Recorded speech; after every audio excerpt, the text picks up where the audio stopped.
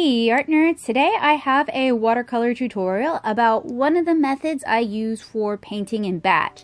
Painting in batch can be particularly useful when you're trying to paint multiples of the same thing or very similar thing consistently. So I have 2 pages back to back, or rather one after the other, of Kara in various cute poses. These are going in volume 2 of 7-inch Kara as just some additional art. And as you can see, I have the line arts already inked. So today we're going to be painting them together. These were inked in a Strathmore 400 series mixed media journal. This is the hardbound journal, so it's not the one with the wire bound pages like I use for Inktober, and it was inked with the Sakura Pigma FB brush pen. This is a brush pen that is waterproof and alcohol marker proof, and it's one of my favorite brush pens for this sort of work. So I'm working with my Daily Driver watercolor palette. This is the palette that I use for 7-inch Kara pages. It's the palette that I use most of the time when I don't mention my palette. If you're curious to know what's in the Daily Driver palette, you can check the description below as well as the cards. I'll have a link to a video where I talk about some of my favorite watercolors as well as the watercolors that I use most often. Now, for these batch watercolor illustrations, the materials I'm going to be using are my favorite palette, a small 6-well daisy palette, a cup of clean water with a paint puck in it, 3 different silver black velvet brushes, and a paper towel. And I apologize that my hair is getting in the shot. My eyesight is terrible, and I'm rocking a quarantine do that has gotten way too long, but I am terrified to cut it myself or let Joseph cut it, so it's just going to have to stay long. And the first thing I'm doing is I am going to color in all of the areas that are consistent between the 2 pages. So that means skin tone, open mouth, teeth, eyes, and hair. All of those are going to get painted at the same time.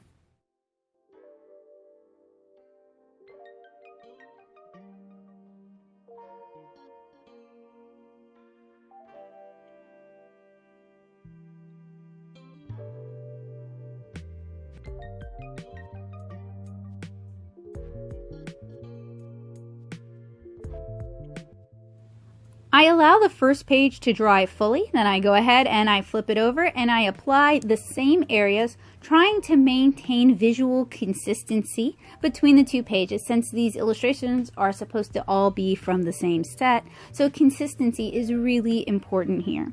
And these are just cute chibi illustrations of Kara playing around with various different art supplies. If you guys are not familiar with my work, I am a watercolor comic artist. I work on all ages comics, and I'm currently working on my self-published project, 7-inch Kara. We're about to kickstart volume 2, so I would really appreciate it if you'd give me your support on that project and check it out. The short link for that is nattosoup, nattosoup.com/Kickstarter, Kickstarter. And if you're not familiar with Kickstarter, which hard to believe, but I know there's some people out there who are not familiar with Kickstarter. Kickstarter is a crowdfunding. This means everybody chips in a little bit of money. A crowdfunding platform geared at getting indie projects, smaller projects off the ground. At least that's what it used to be about. I know companies have kind of co-opted this and some major publishers have co-opted Kickstarter, but it's really designed to help smaller businesses, smaller individuals like myself get their projects funded directly by the people who are interested in those projects. So you following the Kickstarter page, that is not a commitment. I haven't taken your money, but it does let you know when the project launches, and it lets you know when different things happen on the project. So I really hope you guys will join me over there. And if you're interested in some behind the scenes process that went into volume 2, stuff never shared here on the YouTube channel, never shared over on the blog, you guys can join my Kickstarter mailing list. You'll find a link down in the description below. I promise those emails are only to be used to send you info about volume 2 and the process that went into making volume 2. So if you're interested in making comics, if you've got a kid who's interested in learning more about making comics, or if you just like my work and you want to see more of it, that's a great way to wake up to those emails in your inbox.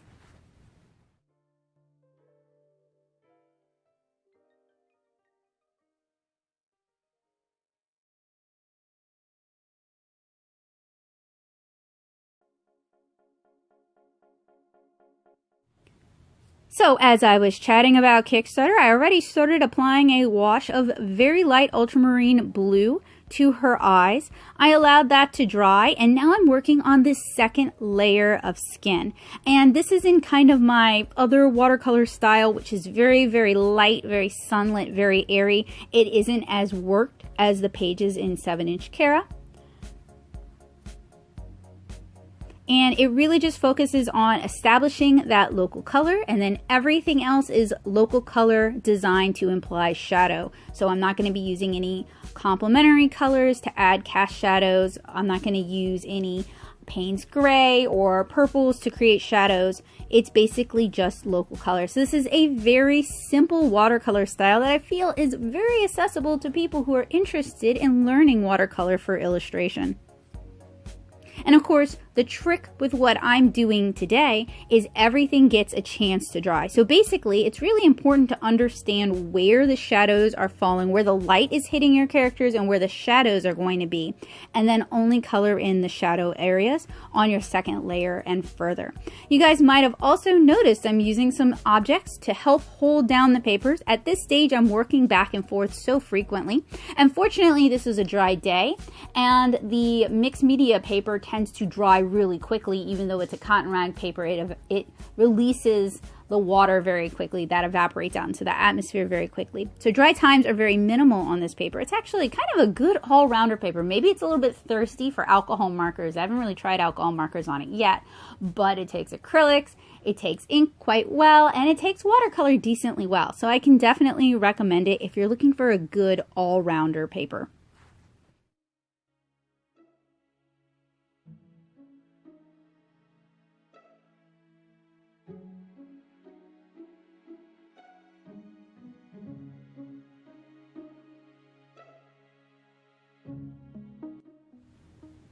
So once I have a couple of layers of skin tone down, I'm going to add some blush, and it's just a really light mix of alizarin crimson to start with. I find alizarin crimson is just kind of a good general blush color that works well for a variety of skin tones. It's like a warm but cool color, if you know what I mean. Like, to me, scarlet, which I use when I'm mixing Caucasian and Asian skin tones, scarlet trends toward yellow.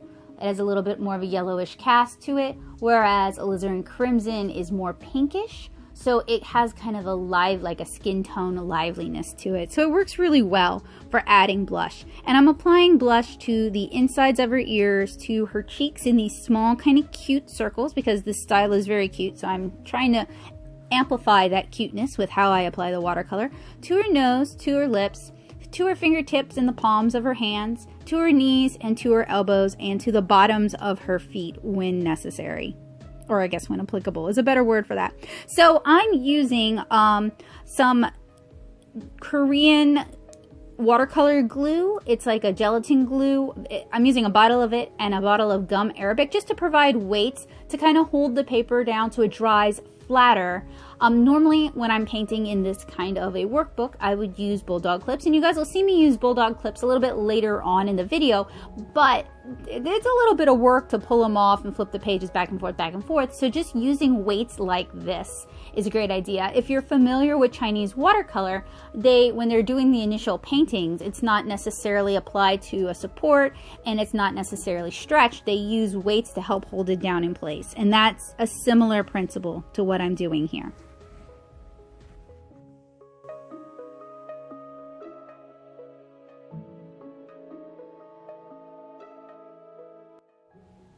Once the blush dried, I'm adding another layer to the skin. I'm not getting as much contrast as I'd like, so that tells me I'm going to need to mix this mix a little bit darker, a little bit stronger. We're just not getting a lot of contrast, and with a style as simple as this that utilizes as few layers as this, you really want to build your layers up a little less subtly than you might with other types of watercolor styles.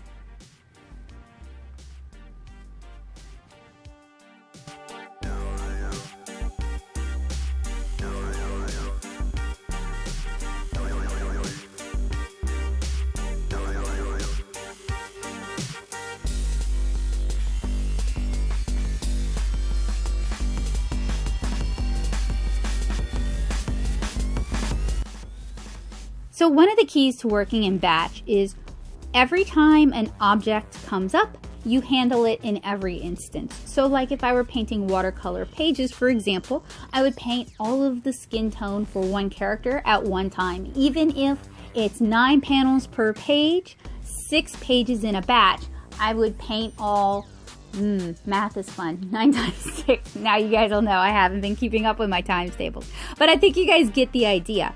It's to paint every instance of that particular thing and just work it up step by step consistently. And that's going to give you more consistent lighting from panel to panel or from object to object. And the same goes for her hair as well. So I'm starting with a really light wash of Venetian red, and I'm leaving a lot of rim lighting, and you're gonna see in a minute, I'm gonna leave a lot of white for the highlight as well. And this makes for more dynamic lighting. It's something I've taken from anime. I think it makes for really shiny, cute hair, so it's something I like to bring into my own work.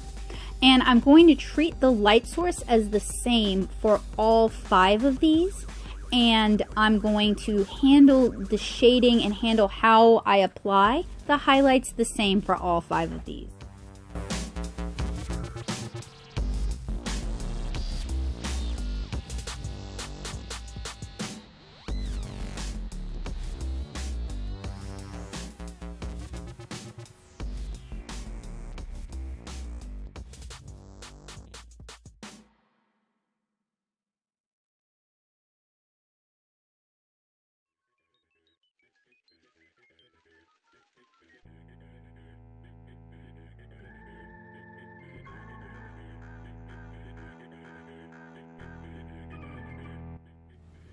Now for the second layer, I want to really build up that contrast, so I mixed the Venetian red much thicker. I moved it to another well, in fact, so I'm not contending with all the water that I'd mixed into the original mix. And I'm trying to follow those highlights. And gosh, I apologize for all the stray hairs that keep entering the shot. I wore my hair back in a ponytail thinking that it would be less of a problem. I'm so sorry about that, guys. I know you guys are probably going through your own quarantine woes or have experienced your own quarantine woes much worse than hair getting in the shot, so I'm sure you guys can forgive me.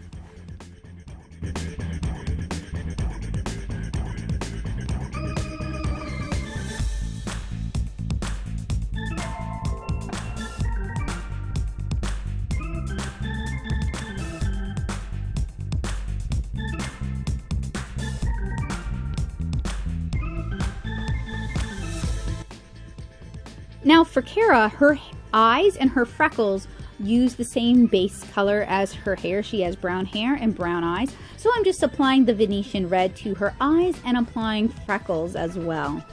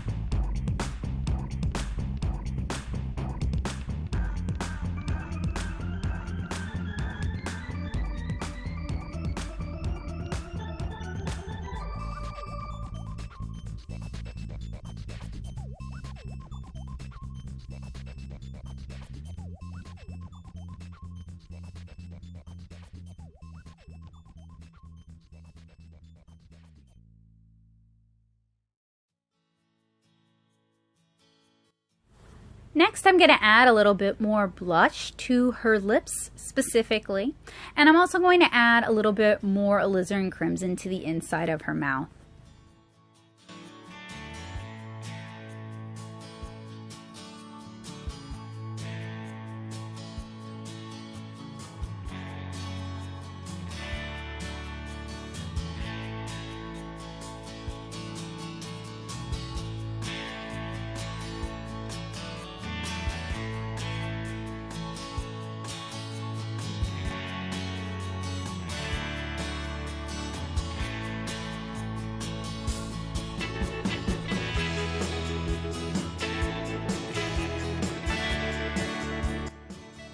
For our final layer of Venetian red, I'm basically working from the pre-wet half pan, and at this point in time, most of my half pans are actually filled from tubes and allowed to dry. And in my Daily Driver palette, I don't use any colors that don't work well for that.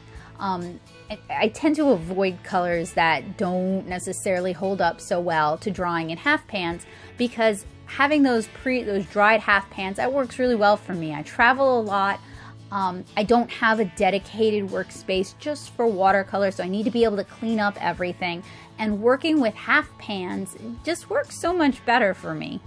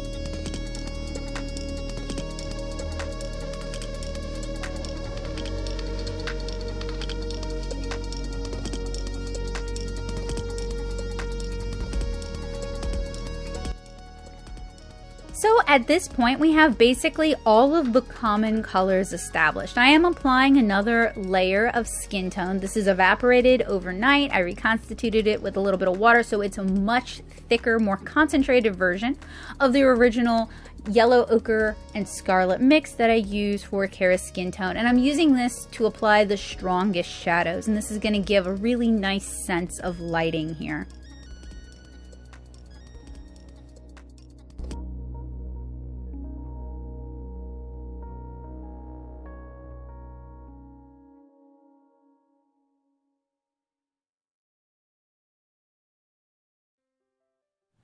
And while I'm waiting for that to dry, I start start coloring some of the individual items. So you guys can see I already started with the half pans and with the tube of paint. I'm gonna apply the same thing to the eraser. So this is a mix of burnt umber with a little bit of Payne's gray to give kind of that grayish off-white color that the white stroke erasers tend to take on after some use. And then wet into wet, I'm applying a little bit of Payne's gray. So we get kind of that graphite smudge that so many erasers also get, or maybe it's just me. So this watercolor tutorial is a little bit different from my other watercolor tutorials. I have talked a little bit about painting in batch before, mostly aimed at talking about watercolor comics and the considerations I take into account when I'm painting 7-inch Kara. I'll link some of those videos down in the description below if you're interested. I do think the watercolor comic aspect of my art is what makes my art interesting. I think it makes my tutorials different from kind of what else is out there, and it's definitely something I keep in mind when I'm doing reviews. There's definitely an economical, but it needs to work consistently slant that I take here on this channel, and I hope you guys find it useful. So at this point, I'm just going to start applying some of the local color to some of these objects. So I used, it's not an opera red, it's like a quin magenta for the half pan in the back, and then I used one of the Holbein phthalo blues or peacock blues for the half pan in the front, and I'm also applying a mauve or a mauve or a mauve. And there's regional differences, and I get corrected every time, so I just thought I would try all three. But basically at this point, this becomes kind of a regular watercolor tutorial. The mixed media paper doesn't quite handle like a cotton rag. It doesn't really handle like a hot press. It kind of handles like its own thing, but it is receptive to watercolor, and it's a very easy paper to work with, and it tends to be quite affordable. If you're interested in doing watercolor on mixed media papers, I would recommend you look for cotton rag mixed media papers, just because those are going to be a little bit more receptive to the watercolor, and they're going to allow you to do some of the wet into wet blending that you may want if you're choosing watercolor over, say, alcohol markers. Now, if you don't care about that at all, you can probably use a vellum Bristol. You can use a cellulose-based mixed media paper. It's not really going to be as important to pick a paper that stays open longer. So at this point, we get to start coloring the art supplies. So my two favorite pencils, a Pentel Icy, which I've actually reviewed in my Artist Reviews Mechanical Pencil series. So if you guys are interested in quality mechanical pencils for art and for artists that are not super expensive drafting pencils, or they're not all metal body pencils, because that gave me arthritis. So that's why I review all these plastic bodied pencils for the most part, is I'm trying to find good alternatives so you guys don't wreck your hands too. And then we have the Pilot Color Eno, which you guys have heard me mention at least 1,000,000 times here on the channel. So I use the color Eno to hold colored lead, same color as the body, makes it super simple. I use the Icy to hold H, HB, or F lead, kind of depending on what I have, and I use that a lot for underdrawing. And now I'm working with colors in my Naomi palette. So these are colors specifically picked because they're colors Naomi, the other main character from 7-inch Kara, would wear. So they are brighter colors, more saturated colors, colors that if they were in textile manufacturing, they might rely on synthetic dyes because Naomi has access to those things. And I just keep that in a separate palette because I've kind of run out of room in my Daily Driver palette. So I use the Naomi palette quite frequently as well because I really like the colors in it. And I'm using those as the basis for the art supplies that Kara's holding.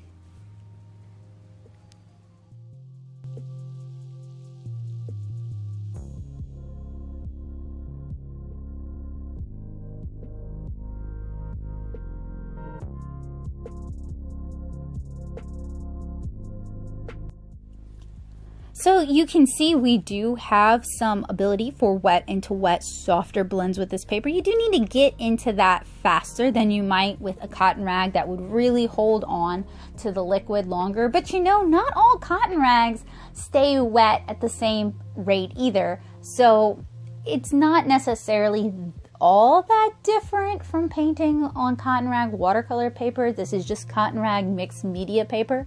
And I think in terms of this kind of watercolor, I like it a little bit better than the Strathmore watercolor paper that's sold in similar journals. That's a cellulose-based paper that has a cold press finish embossed onto it, and I do use it sometimes, but I don't find that it's as receptive to layering as this paper is.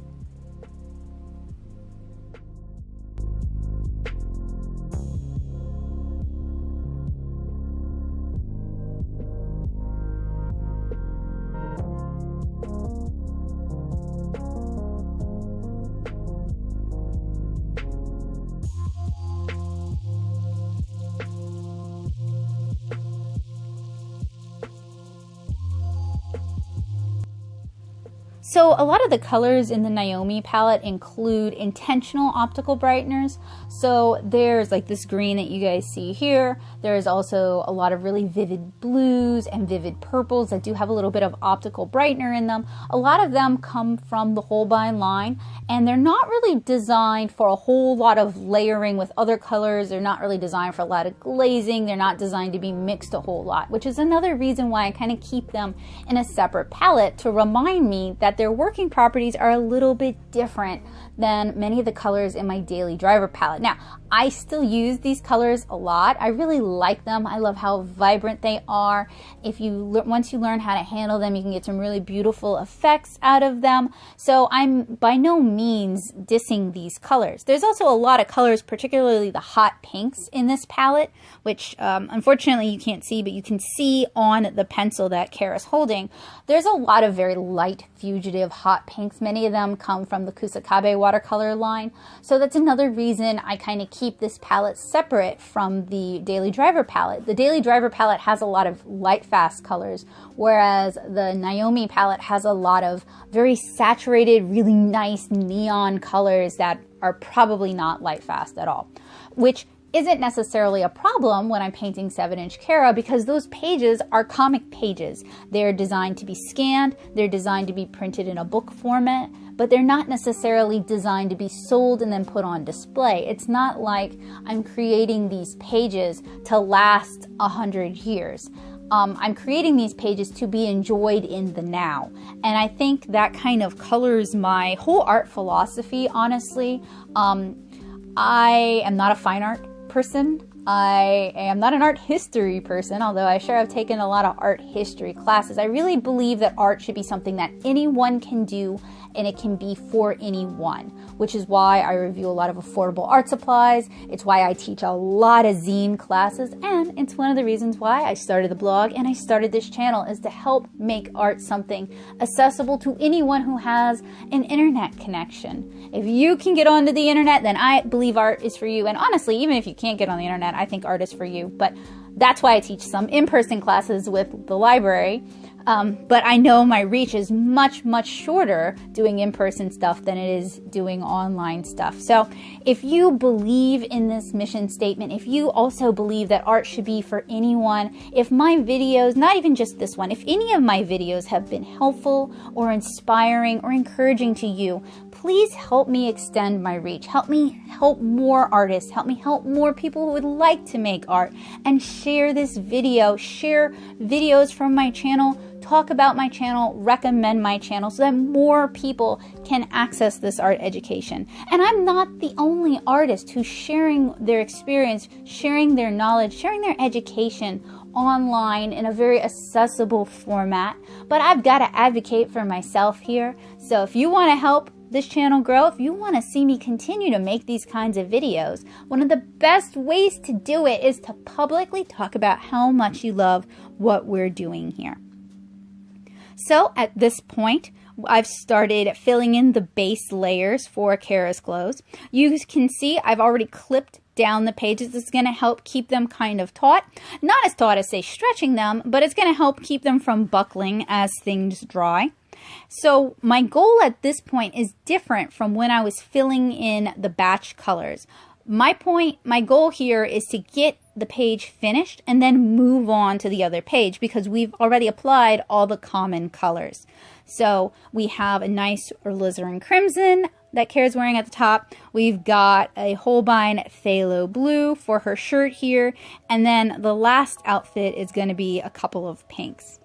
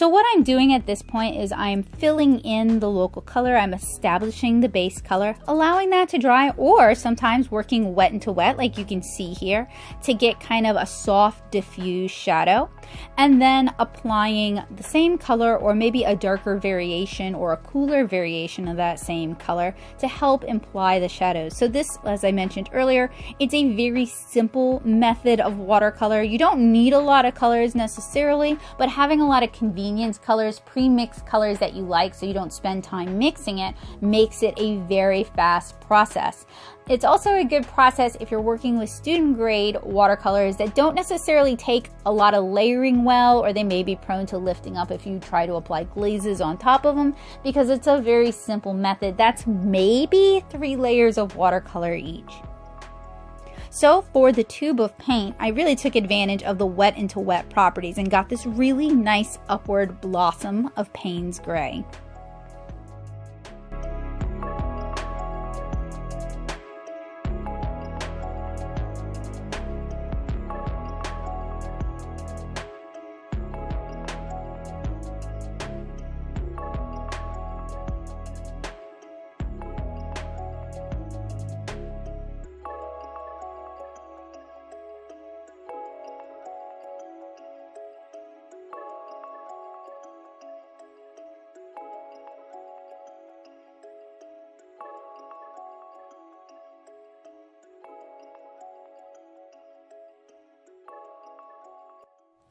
So this page is finished, it's dry. The only thing that's missing is the white gouache, which I want to apply consistently. So I'm going to start with the other page first and use the white gouache to apply highlights as well as some surface texturing, maybe some surface design to the clothing that these cute little Caras are wearing. Is that a plural? It's all the same character, but it's multiple iterations of the same character, and they're all wearing different outfits, and I don't know, I've gone and confused myself.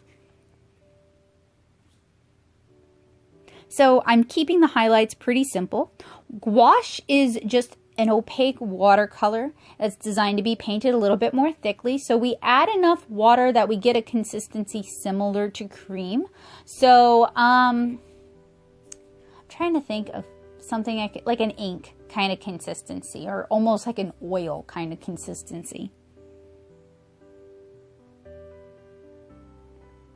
And I'm keeping what I'm doing fairly simple. I don't want to overcomplicate these since the designs here are very simple. They're just meant to be kind of flavor illustrations on some of the pages. Like these Caras in particular are going to go on the guest art gallery pages. The guest art gallery are, for the most part, some of them were given to me. They were gifted to me. Illustrations of Cara, illustrations of Naomi. Many of them were commissions that I purchased. Because I liked the artist's work, I wanted to support their work, and I wanted to see what my characters look like in their style. And I've been regularly commissioning other artists to draw Cara or Naomi since 2016. And I have about 50 commissions, although half of them have disappeared. I need to find them. And it's a lot of artists from conventions, but also some artists who had commissions open online. And one of the things I try to avoid doing is I try to avoid commissioning book art when an artist is going through a hardship. I try to commission them when they're charging their regular rate and I can pay them their regular rate. And I always try to tip on top of that because I know I don't charge enough. I don't make enough money. I don't get paid enough money. I know other artists do the same thing, and rather than lecturing them that they should charge more, I just tip the difference. So I have some tutorials where I talk about doing surface design in watercolor. I'm keeping it really simple here, and I'm just adding a little bit of extra detail to Cara's outfits just to give some personality. So we have a paisley at the top. We have kind of like an eyelet pattern, and then I'm doing just diamonds on top of the blue. Just very, very simple.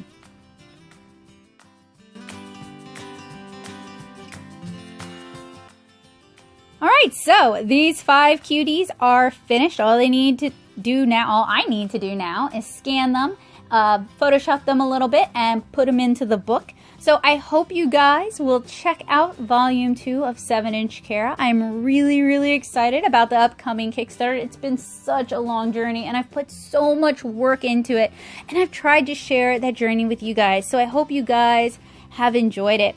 And I hope I'll see you guys again really soon with another tutorial. Have a wonderful day, guys. Bye!